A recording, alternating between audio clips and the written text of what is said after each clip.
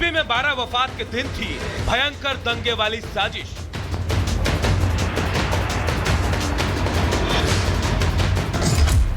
लखनऊ से सोनभद्र तक हुई माहौल बिगाड़ने की कोशिश।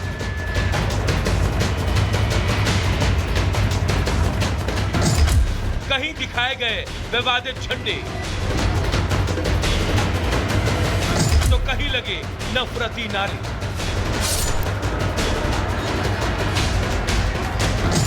यूपी में एक्टिव हो गया है जिहादी गैंग।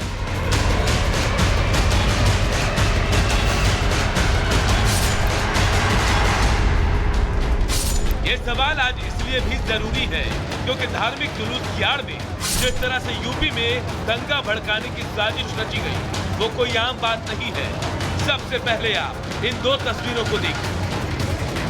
पहली तस्वीर उत्तर प्रदेश की राजधानी लखनऊ की है और दूसरी तस्वीर यूपी के सोनभद्र की। लेकिन इन दोनों तस्वीरों में जो सबसे कॉमन बात है वो ये है कि जगह अलग अलग है लेकिन टारगेट सिर्फ और सिर्फ हिंदू है। अब आप सोनभद्र जिले के बीजपुर से आई इन तस्वीरों को देखिए और सुनिए कि कैसे मजहबी नारे लगाए जा रहे हैं। सिर तन से जुदा के नारे लगाकर हिंदुओं को खुलेआम धमकी दी जा रही है।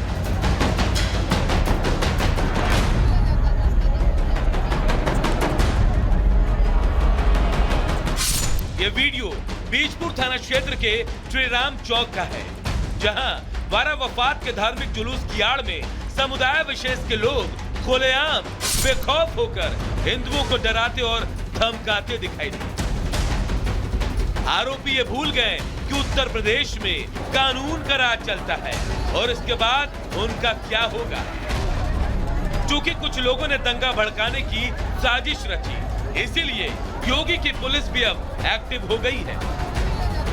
योगी की पुलिस ने भड़काऊ नारे लगाने वाले 4 भाईजानों को गिरफ्तार कर लिया है। जो लोग पकड़े गए हैं उनके नाम परवेज सिद्दीकी, मंसूर अली, तौकीर खान और अनवर बताया जा रहा है। वहीं जो लोग फरार हैं उन्हें अब योगी की पुलिस ढूंढ रही है। बीजपुर थाना क्षेत्र में वफात के जुलूस के दौरान कुछ लोगों के द्वारा आपत्तिजनक नारेबाजी का वीडियो सोशल मीडिया पे वायरल हो रहा है। इस वीडियो को संज्ञान में लेते हुए पुलिस के द्वारा सुसंगत धाराओं में अभियोग पंजीकृत किया गया है और संबंधित 4 लोगों को गिरफ्तार किया गया है। आगे की कार्रवाई की जा रही है। चूंकि मुद्दा सीधे सीधे यूपी की कानून व्यवस्था से जुड़ा है इसीलिए इस मामले में योगी की पुलिस ने ऐसा एक्शन लिया है कि सर तन से जुदा का नारा लगाने वाले भड़काऊ भाईजान अब कभी सर तन से जुदा नहीं कह पाएंगे। Bureau report, Republic Bharat. चलिए खबरों में आगे बढ़ते हैं, बात करेंगे कर्नाटक की। कर्नाटक में प्रतिमा विसर्जन यात्रा पर पत्थरबाजी हुई, पत्थर फेंके गए। मांड्या से तस्वीरें सामने आई थी पहले और मांड्या के बाद अब दावणगेरे से भी तस्वीरें सामने आई। वो तस्वीरें आपको दिखाएंगे और सवाल खड़ा होता है कि कितने पत्थरबाज और कार्रवाई कब होगी इन पर। कुछ तस्वीरें इस वक्त आपको हम दिखा रहे हैं और यहाँ पर आपको नजर आएगा 11 सितंबर की तस्वीर और यहाँ पर आपको ये भी नजर आएगा कि किस तरह से पत्थरबाजी होती है। इससे पहले महाराष्ट्र में भी आपने देखा था कि गणेश विसर्जन यात्रा पर पथराव होता है और महाराष्ट्र के बाद आपको कर्नाटक से तस्वीरें दिखा रहे हैं। मांड्या कर्नाटक की तस्वीरें, उपद्रवियों ने तोड़फोड़ की, आगजनी की और अब दावणगेरे से भी तस्वीरें सामने आई है। सबसे बड़ा सवाल कि जो लोग शांतिपूर्ण तरीके से विसर्जन यात्रा निकाल रहे हैं, कुछ उपद्रवी लोगों को परेशानी क्या है और किसके इशारे पर यह सब हो रहा है। कर्नाटक में कट्टरता के पत्थर है और इसी बीच देखिए लगातार आपको बता रहे हैं कि इस पूरे मामले को लेकर पुलिस भी जांच पड़ताल कर रही है।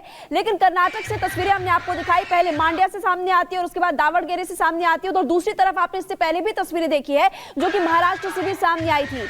आपको ओवरऑल रिपोर्ट दिखाते हैं कर्नाटक से, महाराष्ट्र से इन तस्वीरों से जुड़ी हुई।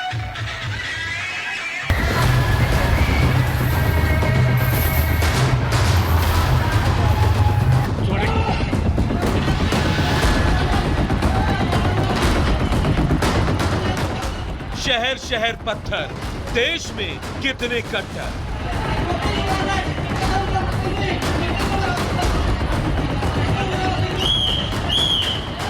दावणगेरे टू नंदुरबार स्पॉट हुए पत्थरबाज।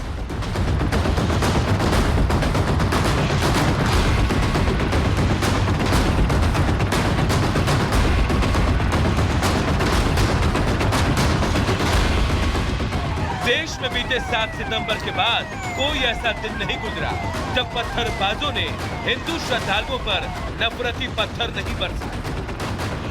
रतलाम से शुरू हुई ये घिनौनी साजिश हर रोज हिंदुओं का खून बहा रही है।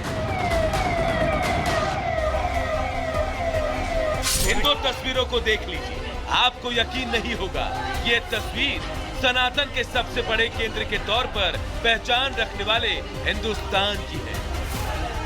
पहली तस्वीर कर्नाटक के दावणगेरे की है, जहां भगवान गणेश की प्रतिमा विसर्जन यात्रा के दौरान उपद्रवियों ने ऐसा कहर बरपाया कि बप्पा की यात्रा की खुशी के रंग में नफरत का भंग फैलता दिखा। जबकि ये दूसरी तस्वीर महाराष्ट्र के नंदुरबार की है, जहां ईद मिलाद जुलूस के दौरान नफरतियों ने हिंदुओं पर इतने पत्थर बरसाए कि मोहल्ले की गलियां पत्थरों से पट गई। इन तस्वीरों को देखकर यकीन करना मुश्किल है कि ये घटनाएं उन दो राज्यों की है जहां पहले से ही पत्थरबाजी के चलते तनाव की स्थिति है। विशेष समुदाय के लोग पहले से ही आरोपों के कटघरे में हैं। दावणगेरे से आ रही तस्वीरों को देखकर तो यकीन करना मुश्किल है कि आखिर जब हर साल तय रूट से इस साल भी पुलिस की मौजूदगी में गणेश विसर्जन यात्रा का जुलूस निकाला जा रहा था, तो आखिरकार किसके इशारे पर यात्रा रूट में विशेष समुदाय के लोग इकट्ठे हुए और पुलिस की मौजूदगी में श्रद्धालुओं पर पत्थर बरसाए गए। इस घटना के बाद खुद दावणगेरे के पुलिस कप्तान ने माना है कि गणेश विसर्जन का कार्यक्रम तय था, सब कुछ ठीक चल रहा था, लेकिन जैसे ही जुलूस चामराजपेट सर्कल पहुंचा, श्रद्धालुओं पर पत्थरबाजी शुरू हो गई, जो यहाँ करीब 2-3 मिनट तक जारी रही। गनीमत की बात ये रही कि पुलिस ने मुस्तैदी दिखाते हुए फौरन हालात को काबू में कर लिया, वरना जिस तरह से यात्रा में विघ्न डालकर हिंसा फैलाने की साजिश रची गई, मांड्या की तरह यहाँ माहौल खराब हो सकता है। ಗಣಪತಿ ವಿಸರ್ಜನೆ ಪ್ರೊಸೆಷನ್ ಹೋಗ್ತಾ ಇತ್ತು, ಶಾಂತಿಯುತವಾಗಿ ಬರ್ತಾ ಇತ್ತು. ಅರಳಿ ಮರ ಸರ್ಕಲ್ ಪಾಸ್ ಆಗಿ ಮುಂದೆ ಚಾಮರಾಜಪೇಟೆ ಸರ್ಕಲ್ ಹೋಗಿದೆ. ಅಲ್ಲಿ ಹೋಗ್ಬೇಕಾದ್ರೆ 2 ಸ್ಟೋನ್ ಪೆಲ್ಟಿಂಗ್, 3-4 ಸ್ಟೋನ್ ಬೀಳ್ತು. ಇಮಿಡಿಯೇಟ್ ಆಗಿ ನಾವು ಅವಾಗ ಡಿಜೆ ಎಲ್ಲ ಬಂದ್ ಮಾಡಿಸಿ ಇಮಿಡಿಯೇಟ್ ಆಗಿ ಗಣಪತಿಯನ್ನು ಕೂಡ ಆ ಕಡೆಗೆ ಕಳಿಸಿದೀವಿ. ಈಗಾಗಲೇ ವಿಸರ್ಜನೆಗೆ ಹೋಗಿದೆ. ಈಗ ವಿಸರ್ಜನೆ ಆ ಗಣಪತಿ ಯಾವುದಿತ್ತು ಅದೆಲ್ಲ ಆಗಿದೆ. ಈಗ ಪರಿಸ್ಥಿತಿ ನಿಯಂತ್ರಣದಲ್ಲಿದೆ. ಈಗಾಗಲೇ ನಮ್ಮ ಅಧಿಕಾರಿಗಳು ಸಿಬ್ಬಂದಿಗಳೆಲ್ಲ मगर महाराष्ट्र के नंबूरदार में तो उपद्रवियों ने हद कर दी। इन पत्थरबाजों की हिम्मत नहीं। ये उपद्रवी हिंदुओं को निशाना बनाकर बेतहाशा पत्थरबाजी कर रहे हैं। इन्हें इस बात से कोई लेना देना नहीं